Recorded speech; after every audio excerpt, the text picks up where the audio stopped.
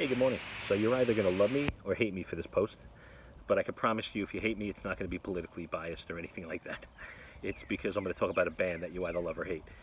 So anybody that knows me knows that my top three bands, my number one is Rush. I've been a Rush fan my whole life. I've seen them, I can't even tell you how many times in concert. I'm almost embarrassed to give you a number. But absolutely one of my favorite bands. And Neil Peart, absolutely one of my favorite people, as well as my son. My son's a drummer, and he's a huge, huge influence on him. So Neil, rest in peace. You know, we lost him to brain cancer recently. But the reason I'm bringing this up is Neil in mid 90s, he lost his wife and his daughter all in the same year. Within a year, within I believe it was within 6 months. So imagine that. Imagine how would you react? You know, talking about reactions this week, how would you react when you lost your wife and your daughter all within 6 months? Most of us, I think, wouldn't even know what to do. It would just completely shatter us. And what did he do?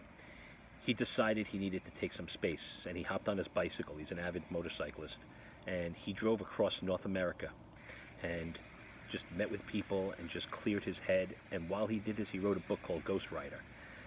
And this book really just talks about his journey of self-healing and how he dealt with it.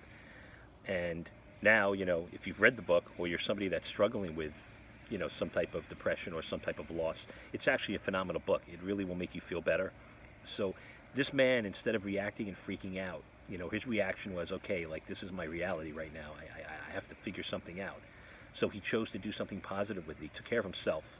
And he did it by doing something he enjoyed. And by doing something he enjoyed, he somehow wrote a book that helped others. So my point on this whole story is when you react the right way and you think things through and you don't just let your visceral gut feelings come out, but you try to think about how you can react in a more positive way, that's what he did.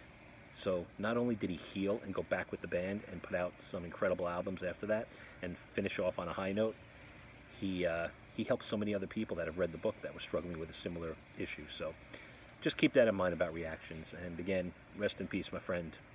Best drummer ever. Have a great day.